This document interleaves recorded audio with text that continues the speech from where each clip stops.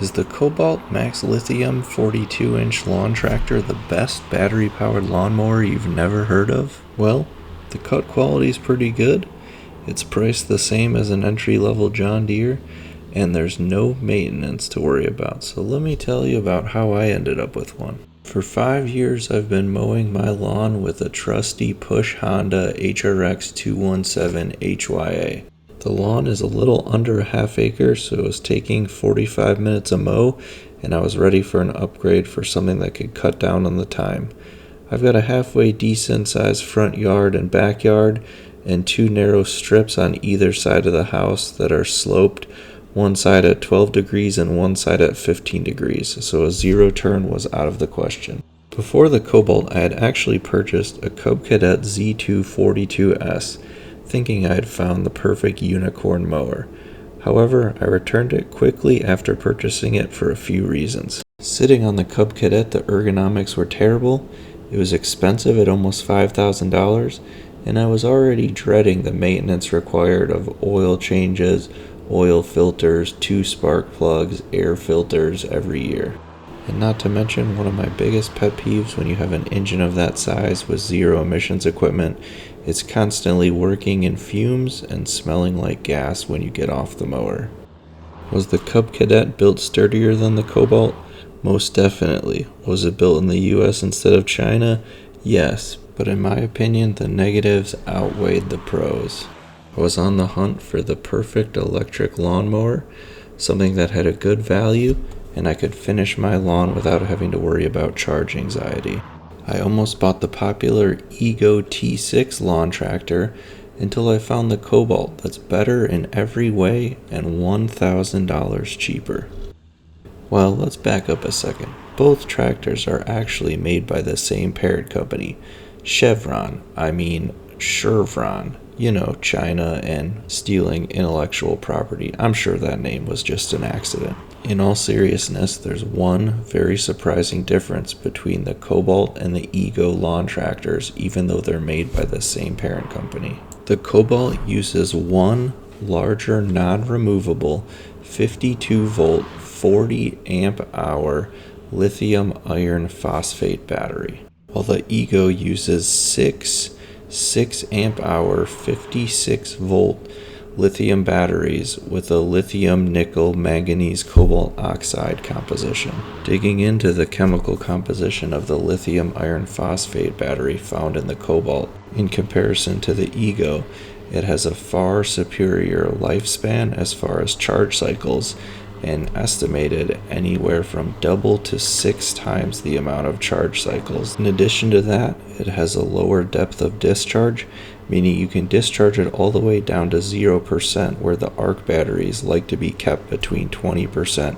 and 80% charge. And most importantly, the lithium iron phosphate is much more stable and resistant to thermal runaways or fires. Since I didn't have any prior Ego batteries, the choice was even easier to side with Kobalt. Alright, now for an in-depth review of the Kobalt. As far as mowing impressions go and maneuverability, the Kobalt is obviously not as nimble as a zero turn, but as far as lawn tractors go, it can make some pretty tight turns, and most importantly, hold on the 2 12 and 15% grades I have to do. It's nice having a parking brake which can double as a brake pedal, which is something that mowers with hydrostatic transmissions usually don't have. I think the power of this mower is the area where I was surprisingly most impressed. I could do most of my front lawn in the low blade speed setting, and in the back where the grass is anywhere from 5 to 6 inches being taken down to 3¼ inch, the high blade speed chews through the grass with ease.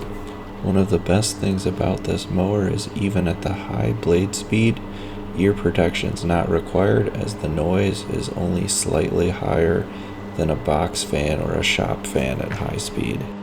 I cannot overstate how much more enjoyable it is to use this battery-powered lawnmower than it was to use the gas equivalent.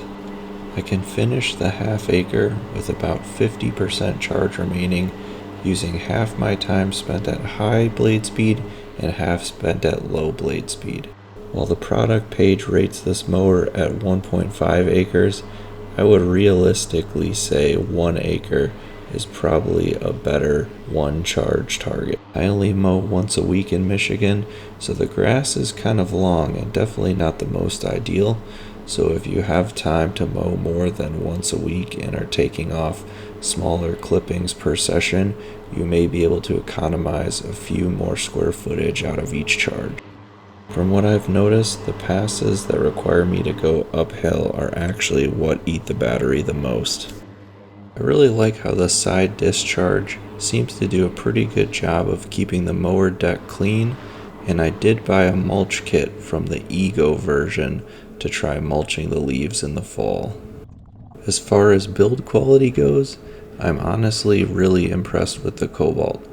My mower was manufactured in December of 2024, and I ended up buying it in April of 2026. And while admittedly there's not a lot of metal and the majority of it is plastic, I couldn't find a single rust spot on it. The frame looks to be coated very well. One of the weaknesses of this mower, though, is its 12 gauge stamp deck. It's pretty flimsy, and I personally would have been happy to pay a premium for an 11 gauge fabricated deck. The lawnmower blades are just about your only maintenance item besides keeping the deck level and your tires inflated. There are 2 grease points on the front suspension that are required yearly, but most people are probably going to forget about that anyways. For charge time and costs, it can be fully charged in 4 hours. Since I only use half of the charge, I charge for 2 hours at 700 watts, which is about 1.5 kilowatt hours or 30 cents. By comparison, my fuel-efficient push mower Honda used 1/5 of a gallon per mow. At $4 per gallon, that's still 80 cents. If you can't tell, for my situation, this mower has been perfect and a clean and serene mowing experience. There's tiny things like being able to pull out of the garage without worrying about giving yourself a headache. And then there are big things like the cost savings, lack of maintenance, and lack of hearing protection required, and overall how enjoyable it is to mow. If you found this video informative, please consider subscribing to the channel. Good Vibes Garage out.